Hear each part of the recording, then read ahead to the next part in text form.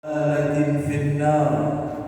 Ikhwan wa akhwati fillah, bapak-bapak, ibu-ibu, kaum muslimin dan muslimat, jamaah salat subuh Masjid Al-Muhajirin Taman Boston, Puri Suryajaya, yang semoga dimuliakan oleh Allah Subhanahu wa ta'ala.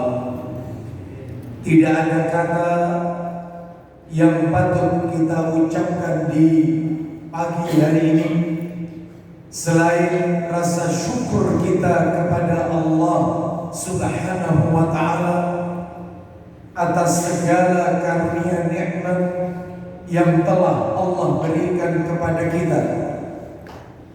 Di antara kenikmatan-kenikmatan tersebut yang kita rasakan di pagi hari ini adalah nikmat diberikannya kita kemudahan, kesempatan oleh Allah Subhanahu wa ta'ala untuk bisa mengoptimalkan ibadah di bulan Ramadan 1444 Hijriah. Semoga seluruh amalan-amalan ketaatan yang kita lakukan di bulan Ramadan di tahun ini menjadi penyebab diampuninya semua dosa dan kesalahan yang pernah kita lakukan. Allah Subhanahu wa ta'ala menegaskan dalam ayatnya di surat yang ke-11, surat Hud, ayat yang ke-114. Dalam penggalan ayat Allah berfirman, innal hasanati yudhibnas sayyiat. Sesungguhnya perbuatan-perbuatan yang baik itu, kebajikan-kebajikan itu dapat menghapus kesalahan dosa yang pernah kita lakukan. Dan mau tidak mau Bapak Ibu sekalian, diakui ataupun tidak, seluruh aktivitas amal soleh yang kita lakukan di bulan Ramadan ujung-ujungnya adalah mendatangkan ampunan dari Allah Azza wa Jalla. Contoh, di dalam hadis riwayat Bukhari, Nabi sallallahu alaihi wasallam bersabda, yang mana hadis ini familiar di telinga kita. Nabi bersabda, man shoma Ramadan imanan wa ihtisaban ghufira lahu ma taqaddama min dambihi. Barang siapa yang berpuasa di bulan Ramadan karena iman, maksudnya karena iman, dia meyakini syariat Ramadan adalah datang dari Allah dan Rasulnya, dan dia tidak ragu melakukan ibadah tersebut. Wahtisaban, karena mengharap pahala di sisi Allah, ghufira lahu ma taqaddama min dambihi, maka dosanya yang telah lalu diampuni oleh Allah. Puasa mendatangkan ampunan. Dalam redaksi yang lain, Nabi juga bersabda, riwayat yang sama, Bukhari, man qama Ramadana imanan wa ihtisaban ghufira lahu ma taqaddama min dambihi. Barang siapa yang sholat di malam Ramadan, maksudnya tarawih, karena iman dan mengharap pahala, maka Allah ampuni dosa-dosanya yang telah lalu. Sholat tarawih melunturkan dosa. Dalam redaksi yang lain, riwayat Bukhari pula, Nabi bersabda, man yakum lailatal qadri imanan wa ihtisaban ghufira lahu ma taqaddama min dambihi. Barang siapa yang sholat di malam Qadar 10 hari terakhir di bulan Ramadan, malam-malam ganjilnya, karena iman dan mengharap pahala di sisi Allah, Allah ampuni dosa-dosanya yang telah lalu. Qiyamul lail 10 hari terakhir melunturkan dosa. Bahkan zakat fitrah atau zakat fitri yang akan kita tunaikan nanti di akhir Ramadan, Nabi juga bersabda melalui riwayat Ibnu Abbas radhiyallahu anhu, dia berkata, farada Rasul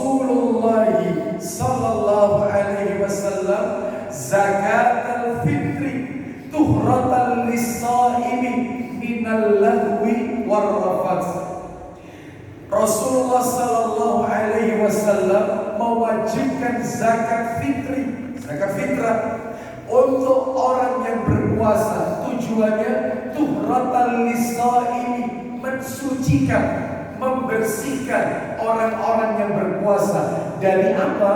Minal lagwi warrafas, dari perbuatan yang sia-sia dan ucapan-ucapan kotor atau keji. Berarti zakat fitrah mensucikan dosa kita.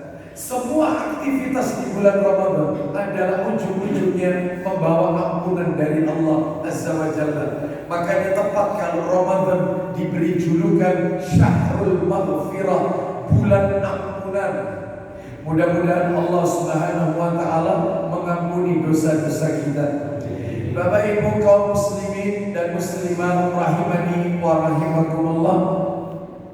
Pada kesempatan pagi hari ini saya akan menyampaikan materi yang masih berbicara ensiklopedia adab, tetapi kami tidak melanjutkan materi ensiklopedia adab yang sudah kami sampaikan di bulan Februari, terakhir pertemuan kita.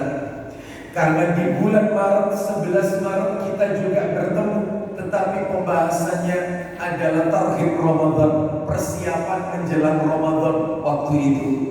Adapun di bulan Februari di tanggal yang sama, 11 Februari, di Sabtu pekan kedua, materinya adalah yaitu kitab yang ditulis oleh seorang ulama, Syekh Abdul Aziz bin Fathi As-Sayyid Nada, yaitu kitab Mawsu'atul Adab Al-Islamiyyatil Murattabah Alal Hurufil Hijaiyah, yang sudah diterjemahkan dalam bahasa Indonesia dengan terjemahan bebas.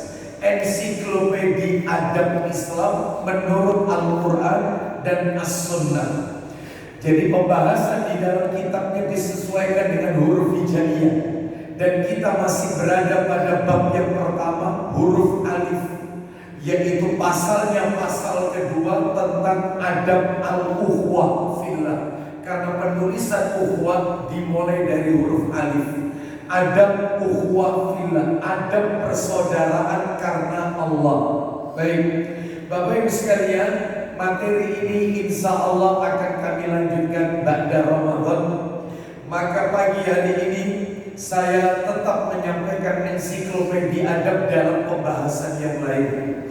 Bapak Ibu rahimani wa rahimakumullah, bersumber dari sebuah hadis yang diriwayatkan oleh Tirmidzi, disebutkan dalam kitab Sahih Targhib wa Tarhib nomornya 3592, dari sahabat Abu Barzah Al-Aslami radhiyallahu anhu. Dia berkata, Nabi sallallahu alaihi wasallam bersabda, la tazulu qadama 'abdin yaumal qiyamah hatta yus'ala an arba'.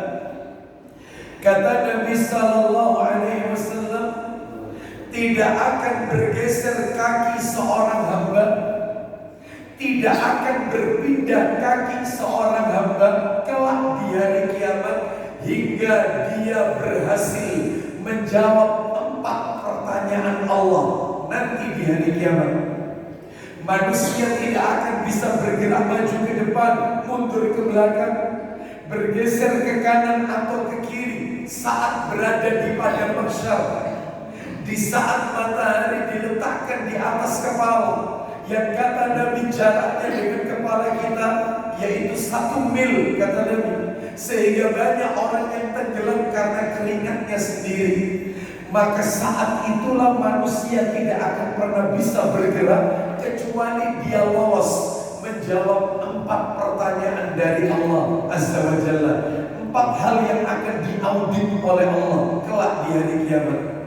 Yang pertama kata Nabi, an umrihi fima afnah, tentang umurnya dihabiskan, digunakan untuk apa? Bapak Ibu sekalian, umur ini bukan jatah tanpa pertanggungan jawab. Umur ini bukan hadiah tanpa pertanggungan jawab. jawab. Setiap kita pasti ditanya oleh Allah Azza wa Jalla. Jangankan itu Bapak Ibu, nanti bisa dicek di dalam Al-Quran. Suratnya surat Fatir, surat nomor 35, ayatnya ayat 37. Di dalam ayat itu dijelaskan tentang teriakan penduduk neraka. Penduduk neraka berteriak, mereka meminta dikeluarkan dari neraka, dan mereka berjanji akan melakukan amal soleh yang selama ini mereka tinggalkan. Mari kita dengarkan Allah Ta'ala berfirman di surat Fatir, surat yang ke-35, ayatnya 37. Dan kita dengarkan pula apa jawaban Allah untuk penduduk neraka. Allah Ta'ala berfirman,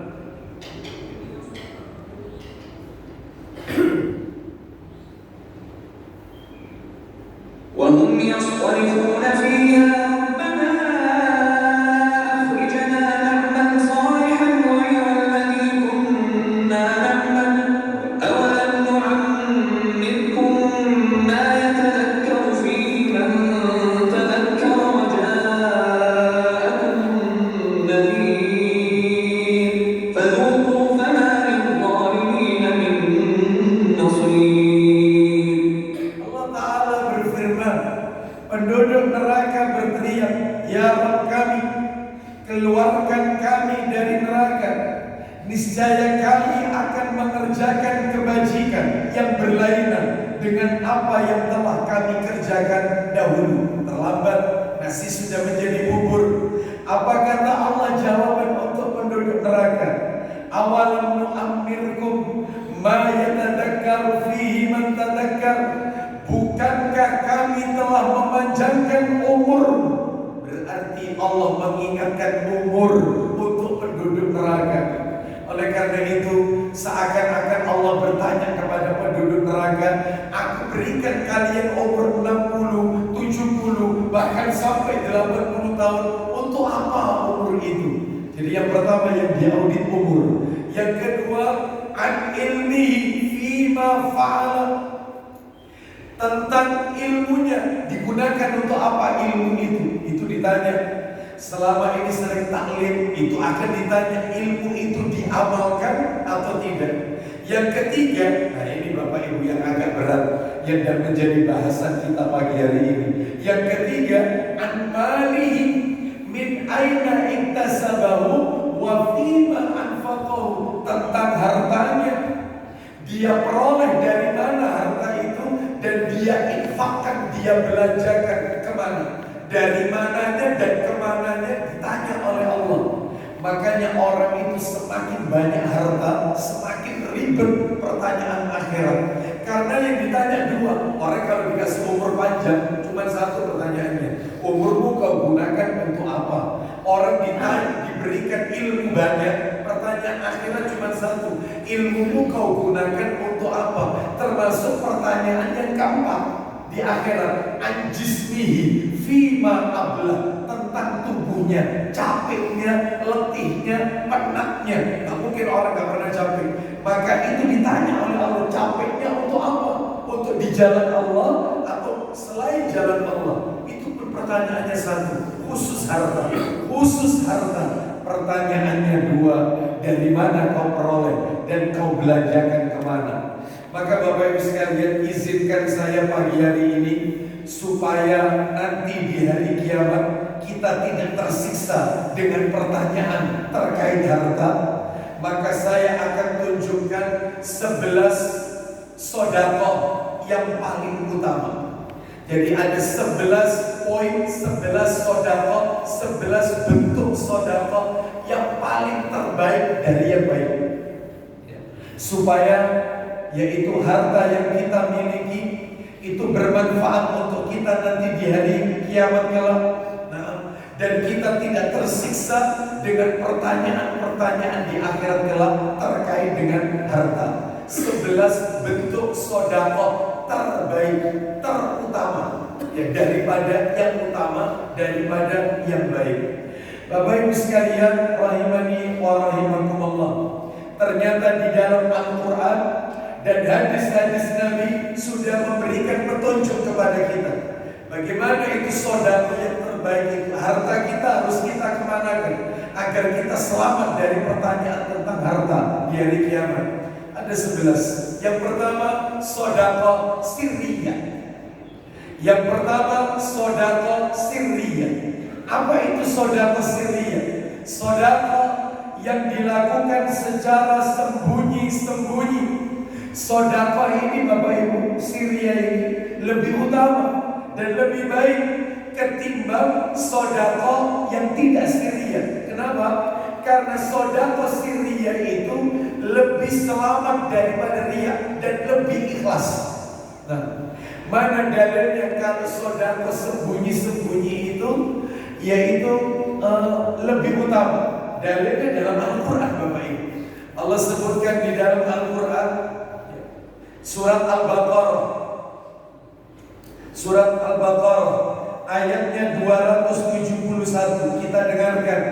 Mungkin bagi Bapak Ibu sekalian bisa dilihat di layarnya mungkin. Surat Al-Baqarah ayatnya 271. Allah Ta'ala berfirman, تبدوا الصدقات فنعما هي وإن تخفوها وتؤتوها الفقراء فهو خير لكم ويكفر عنكم من سيئاتكم والله بما تعملون خبير.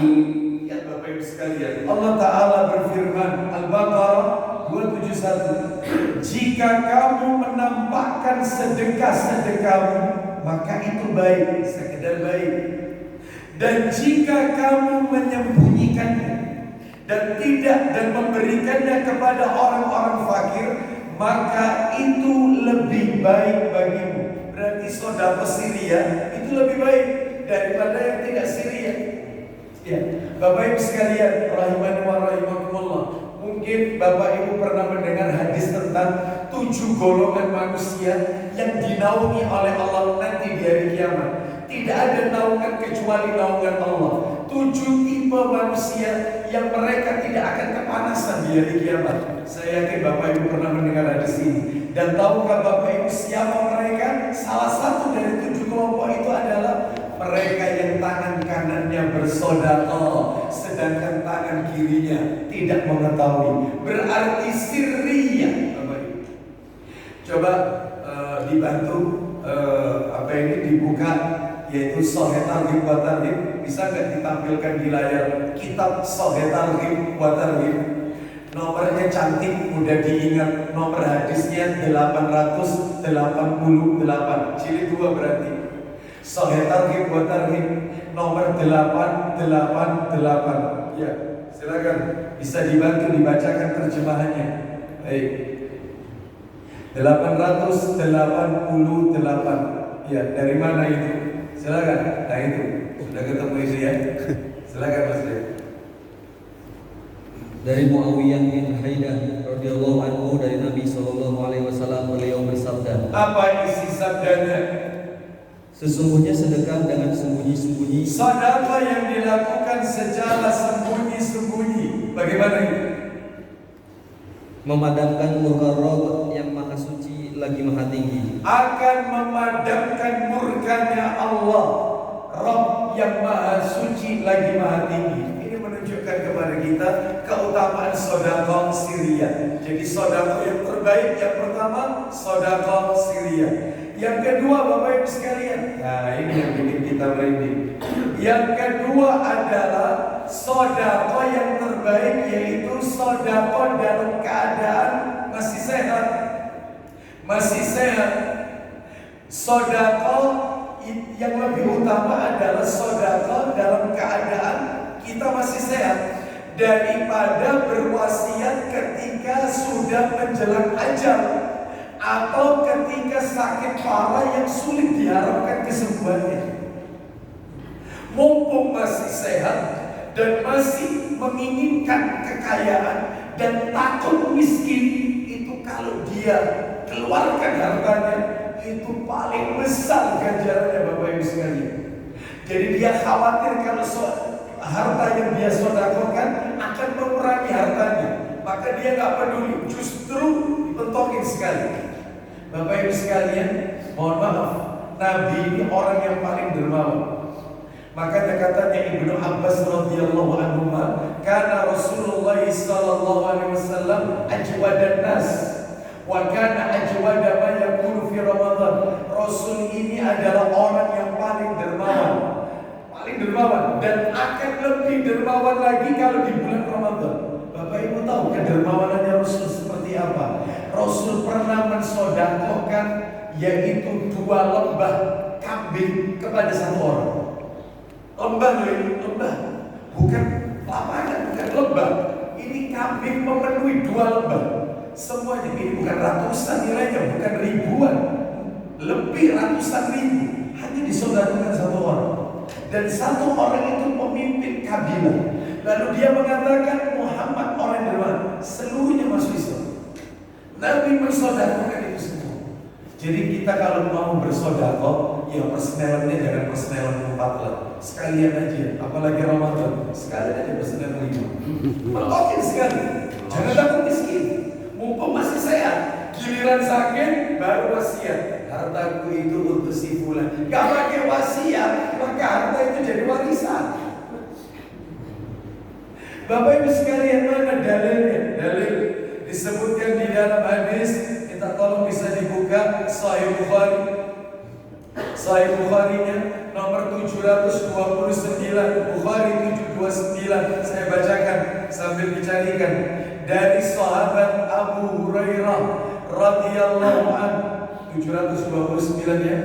Sahabat Abu Hurairah radhiyallahu anhu, dia berkata, ada seseorang bertanya kepada Rasulullah sallallahu alaihi wasallam. Apa pertanyaannya? Ya Rasulullah, ayyus sadaqati afdal? Ayyus sadaqati afdal? Wahai Rasulullah, sedekah apa yang paling utama? Paling utama, bukan utama, paling utama. Bapak Ibu tahu jawaban Nabi. Nabi menjawab, qala anta saddaqa wa anta sahihun harisun ta'mulul ghina wa takshal faqra. Kata Nabi, sedekah yang paling utama itu adalah engkau bersedekah dalam keadaan sehat dan berat mengeluarkannya dalam kondisi kamu mengharap kekayaan dan khawatir miskin. Itu yang paling berat. Terus kata Nabi, wala tumhil hatta idza balaghatil hulqum qulta li fulanin kada wa qad kana li fulanin. Yang artinya jangan sampai kamu tunda sehingga ruh sudah di tenggorokan, barulah kamu bersedekah untuk si fulan sekian, untuk si fulan sekian, padahal harta tersebut tetap akan menjadi milik si fulan, yaitu waris. Maka mumpung masih sehat, maka keluarkan harta kita. Itulah yang terbaik. Ini yang nomor 2. Yang ketiga, sedekah. Nah ini sedekah kepada orang-orang yang kita tanggung, kita nafkahi dulu.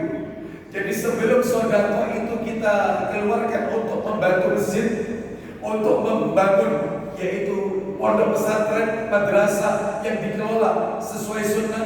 Sebelum harta kita berikan kepada fakir miskin, maka yang ketiga, yang pertama kali adalah orang yang kita tanggung, kita nafkahi dulu. Itu sedekah terbaik. Mana dalilnya? Dalilnya di dalam Sahih Bukhari, nomornya 1627. Bukhari 1627. Sambil dilihat di layar. Dari sahabat Abu Hurairah radhiyallahu anhu, dia berkata, Rasulullah sallallahu alaihi wasallam bersabda, 1627 ya. Khairus sadaqati ma kana an dhahri ghinan wabda biman ta'ulu. Nah itu. Apa kata Nabi? Sebaik-baik sedekah adalah setelah kecukupan terpenuhi, dan mulailah dari orang yang menjadi tanggunganmu. Dimulai dari orang yang menjadi tanggungan kita. Lalu terus siapa Ustaz tanggungan kita? Kalau laki-laki, anak laki-laki, maka yang pertama kali harta ini adalah kali menyampaikan, baktinya anak laki-laki kepada orang tuanya dengan baktinya anak wanita kepada orang tuanya berbeda. Baktinya anak laki-laki kepada kedua orang tuanya itu mu'abbad, abadi, nggak putus. Sedangkan baktinya anak wanita kepada papa mamanya itu mu'akkad, selesai di meja nikah, selesai. Ketika seorang laki-laki bersalaman dengan wali mempelai wanita, lalu si laki-laki mengucapkan qabiltu nikahaha wa tazwijaha bil mahril madhkur, saya terima nikahnya fulana binti fulan, selesai. Hari itu surganya wanita ini bukan bakti sama orang tuanya, sama suami. Bahkan apabila berbenturan dua kepentingan, maka wanita istri wajib mendahulukan suami, bukan orang tua. Surga anak laki-laki sama orang tuanya, surga istri terletak pada suaminya. Sampai-sampai Nabi mengatakan untuk anak laki-laki, saya dan bapak-bapak, apa kata Nabi? Anda wa maluka li abik, kamu dan hartamu milik orang tuamu, kata Nabi. Milik orang tua. Sehingga anak laki-laki ketika dia mendapatkan rezeki, maka dia harus berikan orang yang dia nafkahi dulu, yaitu orang tua, bukan istri, bukan anak. Sebab banyak laki-laki di luar sana, bukan di sini, di luar sana, yang dia loyal sama istrinya, tapi bakhil sama orang tuanya. Yang dia muliakan istrinya, tapi dia tidak memuliakan orang tuanya. Boleh. Bapak Ibu sekalian rahimani wa rahimakumullah, bahkan ada di luar sana laki-laki kalau ingin membantu orang tuanya lewat belakang, jalur belakang. Ibu tiap bulan tak bantu, kamu sama orang-orang bujuk kamu seperti tak transfer. Kenapa? Karena istrinya mantan KPK,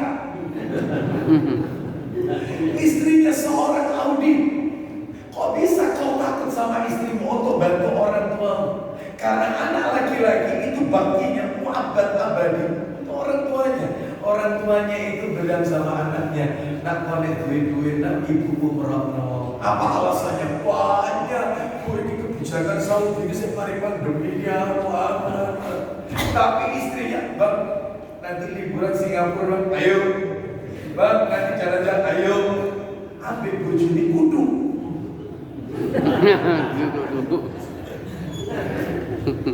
Rugi orang tua punya anak laki kayak gini, rugi. Makanya panjenengan yang punya anak laki didik mulai sekarang. Kau baktimu sama papa sama abadi, nggak putus. Tapi istrimu surganya ada pada diri. Itu mesti. Ini katanya bapak, teruskan itu saja. Istri saya hadir di sana. Bapak sekalian, rahimani wa rahimakumullah. Ini yang nomor 3, sedekah yang paling utama yang kita nafkahi dulu. Dan nomor 4 lah baru setelah orang tua, yang nomor 4 istri dan anak. Sedekah yang terbaik itu istri dan anak. Mana dalilnya? Minta tolong Mas Biar, yaitu Sahih Muslimnya. Ada nggak Sahih Muslim? Sahih Muslim nomornya 949.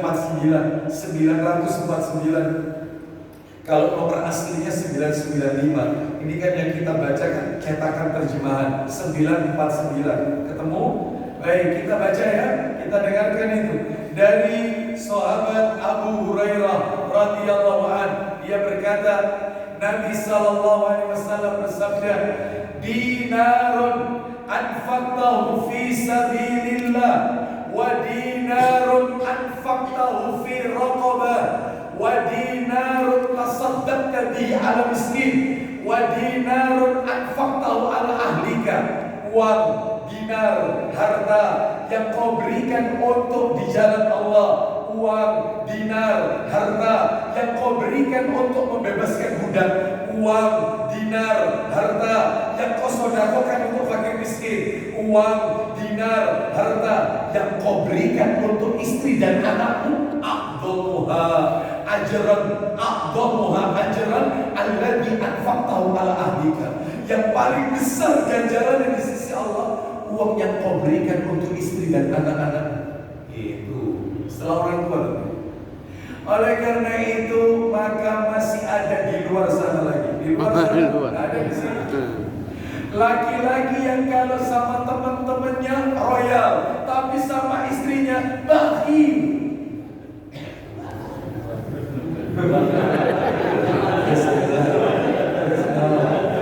Bakhil sama istrinya. Itu kalau kasih uang belanja, tanya suaminya, kau kalau belanja berapa tiap hari? Ya, kalau masalahnya nggak aneh-aneh dan terlalu biasa aja 100.000 Joko, dikasih 100. Baik. Terus kemudian besok ditanya, kemarin kau belanja habis berapa? 97.000. Kayak punya bahasa. Wah, itu bakhil, dimedit, ya, dikikir, ya, dimelki, ya, pokoknya dipersiapkan keluar airnya. Bapak Ibu sekalian nggak boleh. Oleh karena itu dia harus royal dengan istri dan anak-anaknya. Itu suami yang terbaik. Sebelum anak yatim, sebelum panti asuhan, maka ini urut-urutannya yang terbaik, saudara terbaik. Baiklah, sekarang baru kemudian yang berikutnya Bapak Ibu sekalian, yang nomor 5 dan nomor 6, saudara terbaik. Sodako terbaik itu yang nomor 5 dan nomor 6. Nomor 5 adalah sodako untuk jihad fisabilillah di jalan Allah. Yang nomor 6, nah ini yang menarik, sodako untuk kawannya atau temannya yang sedang berada di jalan Allah. Jadi mungkin temannya ini lagi mondok, ternyata dia tidak memiliki bekal, maka kita berikan bekal dia. Atau mungkin temannya senang ngaji, kita fasilitasi supaya dia rajin ngaji. Jadi sodako yang kita keluarkan untuk teman kita yang dia semangat ada di jalan Allah, itu kita kasih, kita support. Nah, itu besar. Di mana itu gajar dalilnya?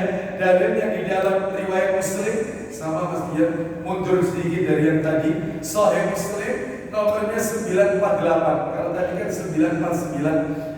Ini 948 dari sahabat Thauban radhiyallahu an. Rasulullah sallallahu alaihi wasallam bersabda, "Afdalu dinarin yunfiquhu." Ya. Saya langsung ambil yaitu di tengah-tengahnya saja. Ar-rajula ala dabbatihi fi sabilillah wa dinarun yunfiquhu ala sahabihi. Ya, sebaik-baik dinar atau harta atau uang yang dinafkahkan seseorang, yaitu yang dinafkahkan seseorang kepada kendaraan yang digunakan untuk di jalan Allah, dan harta atau uang yang dikeluarkan kepada temannya yang berada di jalan Allah Azza wa Jalla. Baik, itu nomor 5 dan nomor 6. Baru yang nomor 7, sedekah jariyah. Sodako jariyah. Apa sih sodako jariyah itu? Tadi kan Syria nomor 1. Ini tidak yang nomor 7, jariyah. Apa sodako jariyah? Sodako yang pahalanya terus mengalir meskipun orangnya telah wafat. Sekalipun kuburannya sudah tidak dikenali lagi, sekalipun jasadnya lagi sudah dimakan oleh bakteri pengurang, tetapi pahalanya terus mengalir ila yaumil qiyamah. Terus seperti apa Ustaz sodako jariyah ini? Banyak. Di antaranya adalah seperti wakaf. Itu sodako jariyah, pembangunan masjid, karena dipakai terus aja fasilitasnya. Termasuk juga membangun madrasah, pondok pesantren, ya, rumah-rumah tahfidz, gitu ya, yang dikelola sesuai sunnah, pengadaan sarana air bersih, gitu. Ya, makanya ada jamaah itu seseorang yang dia mengatakan masjid ini untuk airnya, PDAM-nya biar saya yang bayar. Oh, Masya Allah ini. Karena air itu terus dipakai orang untuk berwudu, dia dapat terus itu, mau nggak mau, dia yang handle.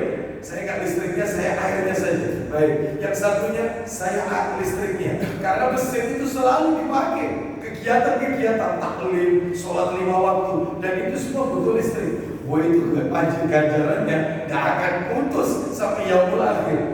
Terus kemudian juga menggali sumur yang airnya dimanfaatkan untuk banyak orang, termasuk mushaf Al-Quran yang diwakafkan, mencetak buku-buku yang bermanfaat untuk dibagikan kepada kaum muslimin. Maka termasuk sedekah jariah. Makanya saya nggak bosan-bosan, kalau boleh saya sarankan, sesaat lagi kan musim liburan. Tentunya Bapak Ibu mungkin sebagian di antara kita mungkin mudik atau apa, saat perjalanan mudik, maka kalau bisa di kendaraan kita siapkan kutai. Apa itu kutai? Buku-buku saku, buku kecil. Banyak dijual di toko-toko buku agama. Seperti misalnya adab bersih, adab makan, adab minum, adab salam, adab kepada orang tua. Kecil, buku saku, tipis. Itu ada ketika transit ke rest area, pasti ada musola. Anda letakkan aja di situ. Kasih 2-3 buku. Orang datang kemudian baca sambil nunggu, dia baca. Lalu dia dapat hidayah. Maka Anda dapat fadilah, nggak akan putus ila yaumil akhir. Karena dia baca, oh ternyata ini, dia dapat hidayah. Maka pahalanya tidak akan putus ila yaumil akhir. Termasuk juga diantaranya membangun rumah ibnu sabil, ya, termasuk membangun rumah janda. Nah, seperti itu. Kalau tidak bisa menikahi, nah, gitu ya. Yang lebih bagus itu adalah dinikahi sekali. Bapak Ibu sekalian. Kita lanjutkan, nggak usah terlalu panjang bahasanya. Nanti saya kena kartu kuning dari Ibu. Ya. Bapak Ibu sekalian, rahimani wa rahimakumullah, sedekah jariah. Mana dalilnya? Riwayat Muslim, dalam Sahih Muslim, nomornya adalah 1641. Ya, 1641 dari Abu Hurairah radhiyallahu anhu, dia berkata, coba ada nggak itu di layar? 1641 1641 ketemu tentang apa itu di sini? Ucapan insya. Oh, bukan ucapan, kebalik. 1614 1614 kebalik, mundur 1614. Ya, kita baca ya. Kita lagi ketemu. Idza matal insanu inqata'a anhu amaluhu illa min salasatin. Ya. Apabila seorang anak Adam meninggal dunia, maka terputus seluruh amalannya kecuali 3 perkara. Illa min shadaqatin jariyah. Sedekah jariah nomor 1 itu. Yang kedua, au ilmin yuntafa'u bih, ilmu yang diambil orang manfaatnya. Yang ketiga, awaladin salihin yad'ulah, doanya anak yang saleh yang mendoakan orang tuanya. Nah itu. Jadi yang pertama sedekah jariah. Beda Bapak Ibu dengan sedekah yang selain jariah. Beda. Contohnya yang sedekah selain jariah, sekali kita berikan habis. Itu. Contoh memberi buka puasa. Nah, atau ini sekali makan selesai habis. Ini sedekah, makanya harta kita ada yang disalurkan pada sedekah yang jariah, ada yang tidak jariah. Yang jariah ini lebih cenderung kepada fisik. Nah, baik, ini yang nomor 7, nomor 8. Nah, ini. Nomor 8, sedekah yang terbaik adalah sedekah dengan kemampuan maksimal. Kemampuan maksimal. Mana dalilnya? Sahih Targhib lagi yang jilid 2 tadi.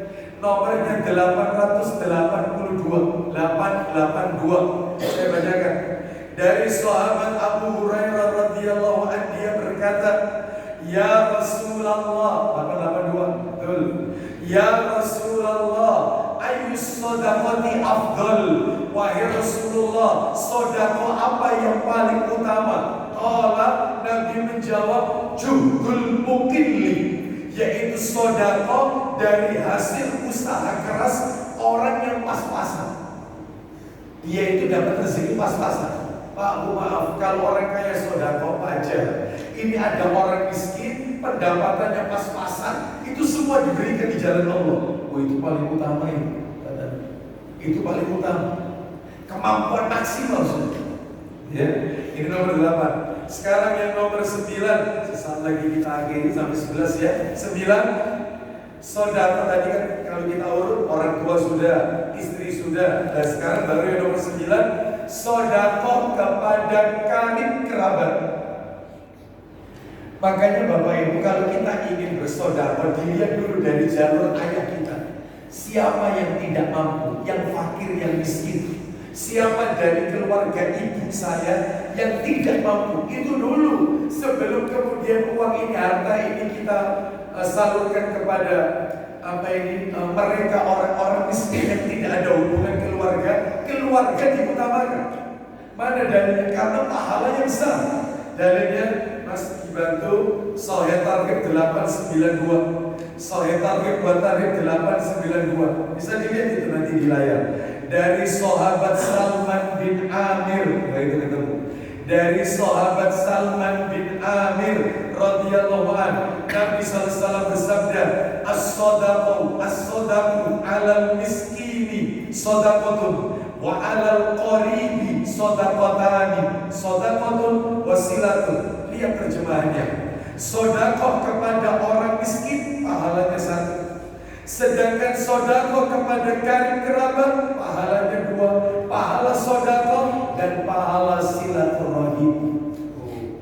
Ya, makanya keluarga lebih diutamakan. Bahkan Bapak Ibu, di dalam Al-Quran kalau tidak salah surat Al-Balad, nanti bisa dicek. Surat Al-Balad itu surat nomor 90, ayatnya 14 dan 15. Jelas sekali kata Allah, anak yatim yang harus kita santuni. Anak yatim yang dari keluarga dulu, bukan anak yatim yang ada di panti dan bukan. Yatim dari keluarga dulu, keluarga diutamakan. Dilihat dari ayah saya sampai yang yatim, dari ibu saya boy. Begitu selesai kita berikan, masih ada sisa harta, kita berikan kepada mereka yang bukan keluarga kita. Sebab banyak orang itu dia berbuat baik kepada orang lain, tapi sama keluarga beli. Maka yang seperti ini tidak boleh. Jadi supaya kita selamat dari pertanyaan tentang harta di hari kiamat, dulukan keluarga. Bahkan Bapak Ibu mohon maaf, disebutkan Sahih Targhib kalau tidak salah jilid 5 itu Mas. Nomornya itu kalau tidak salah ini 2536. Kalau tidak salah, itu ada seorang laki-laki bertanya kepada Nabi, jilid 5. Laki-laki itu bertanya, ya wahai Rasulullah, ya Rasulullah, ini ada nafsu damban adima. Kalau tidak 2536, dia 2526. Antara itu, jilid 5. Ya Rasulullah, ini ada nafsu damban adima. Wahai Rasulullah, aku ini telah melakukan dosa yang sangat besar. Fahalli min taubati, apakah masih ada itu taubat untukku? Dosaku diampuni oleh Allah. Bapak Ibu tahu jawabannya Nabi. Kok kelihatannya tidak cocok? Padahal ini ada maksudnya. Kata Nabi, halaka min ummin, kau punya ibu tidak? Ibu masih hidup tidak? Orang ini menjawab, lah, ibuku sudah wafat. Nabi tanya yang kedua sekarang, fahalaka min khalati, tanda kutip, apakah kau punya tante, bibi, bude, atau bule yang dari ibu? Sebab orang Arab itu kalau nyebut tante dari saudaranya ibu itu khalati. Kalau paman dari ibu, saudara ibu, kalau laki-laki khol. Sedangkan kalau dari bapak kita itu adiknya bapak atau kakaknya bapaknya perempuan itu ammati. Sedangkan kalau laki-laki itu ammi. Nah, makanya Rasul kalau nyebut Abu Thalib itu ammu, ya ammu, wahai paman. Karena Abu Thalib saudara kandungnya ayah Rasul. Ammu. Kembali ke teks tadi. Ya. Nabi bertanya, fa'alaka min khalati, kau punya tante tidak dari ibu, saudaranya ibu? Maka orang ini menjawab, nah, ya aku punya. Kata Nabi, kalau ingin taubatmu diterima oleh Allah, dosamu diampuni oleh Allah, fabirroha, baktilah sama tantemu, maka Allah hapus dosamu. Berarti dari jalur ibu ini didulukan. Sebab banyak keponakan zaman sekarang yang sudah gak peduli sama tante. Mestinya itu yang dibantu dulu sebelum orang lain. Seperti itu. Baik, jadi ini sedekah kepada karib kerabat. Lah yang nomor 10 borong. Nomor 10 agak berat memang, berat ya. Tapi ini yang terbaik. Apa yang nomor 10? Sedekah kepada karib kerabat yang memendam kebencian dan permusuhan kepada kita. Sedekah yang kita keluarkan kepada karib kerabat yang menyimpan permusuhan dengan kita. Ada dalilnya, minta tolong Mas Sahih Targhib jilid 2 tadi. yang jilid 2 tadi, nomornya 894. Ayo, minta tolong dibantu Mas terjemahannya. Dari Ummu Kulsum binti Uqbah radhiyallahu anha. Ayo 894. Ayo. Dari Ummu Kulsum binti Uqbah radhiyallahu anha bahwa Nabi sallallahu alaihi wasallam bersabda, Afdhalus sadaqati sadaqah ala dirrahimil kashif. Silakan. sebaik-baik sedekah adalah sedekah kepada kerabat yang menyimpan permusuhan di lambungnya atau di hatinya. Sedekah terbaik adalah sedekah yang kita berikan kepada keluarga kita yang menyimpan permusuhan dalam hatinya. Kita punya keluarga, kita masukkan di grup keluarga, live, keluar. Kita datang ke rumahnya, pintu rumahnya ditutup. Kita undang, gak pernah datang. Dia punya acara, kita gak pernah diundang. Ketemu di jalan, kita ucapkan salam, pura-pura gak dengar. Sudah, pokoknya dia benci sama kita, dia gak suka sama kita. Maka yang seperti ini harus kita bantu. Kalau dia miskin, kita bantu. Atau sering kita tanyakan kabarnya. Sekalipun telepon kita tutup, bahkan kita pun nama kita diblokir. Itu justru malah harus kita jalin silaturahim. Ya, ujinya dulu. Ya, ujinya dulu. Bapak Ibu sekalian, mohon maaf ya, mohon maaf. Kata Nabi, laisal wasilu bil mukafi. Silaturahim itu bukanlah orang yang membalas kebaikan orang. Jadi kalau saya baik dengan Anda, bapak-bapak baik sama saya, itu bukan silaturahim. Tetapi silaturahim itu adalah menjalin hubungan yang terputus. Jadi kalau ada misalnya saya jahat kepada bapak-bapak, tapi bapak-bapak tetap baik kepada saya, itulah yang namanya silaturahim. Itu yang namanya added value, nilai tambah. Kita saja kalau nonton bola, kita paling gak suka hasil skor akhir sudah ditungguin sampai jam 2 dini hari kosong-kosong. Gak suka itu. Yang kita inginkan adalah ada salah satu kesebelasan yang menang dalam hidup seperti itu. Jangan cari nilai impas. Kon api, aku ya api. Jangan, itu nilai impas, itu bukan silaturahim. Kau jahat kepadaku, kau tidak pernah mengundang saya, kau sapa, aku sapa engkau dan kau tidak mau menyapa saya dan seterusnya. Tetapi saya tetap berbuat baik kepada dirimu. Nah, itu yang besar ganjarannya. Kira-kira bisa? Insya Allah bisa. Insya Allah bisa ya. Insya Allah sanggup. Ya. Terakhir 11. Yang ke-11 adalah, nah ini, sedekah yang terbaik adalah sedekah di bulan Ramadan. Sedekah di bulan Ramadan. Mana dalilnya? Dalilnya disebutkan Bapak Ibu sekalian di dalam hadis yang sahih. Kalau tidak salah diriwayatkan oleh Tirmidzi. Nah, dalam kitab sunannya, Sunan Tirmidzi, di mana Rasulullah sallallahu alaihi wasallam bersabda, yaitu afdalu ba'da Ramadan faqala Sya'ban. Puasa yang paling utama setelah Ramadan itu Sya'ban, selain Ramadan maksudnya, yaitu puasa Sya'ban. Terus Nabi ditanya, bagaimana kalau dengan sedekah? Afdalus sedekah yaitu sedekah fi Ramadan. Sebaik-baik sedekah adalah sedekah di bulan Ramadan. Maka mari kita bersedekah di bulan Ramadan ini dengan kemampuan maksimal. Kenapa? Karena Nabi kalau sudah di bulan Ramadan, beliau sampai diibaratkan sedekahnya seperti angin kencang yang berhembus. Kencang sedekahnya. Jangan pelit bersedekah di bulan Ramadan. Mudah-mudahan Allah Subhanahu wa taala menerima seluruh amal ibadah kita. Kita diberikan kemampuan oleh Allah untuk gemar bersedekah dermawan. Ada yang bertanya? Silakan.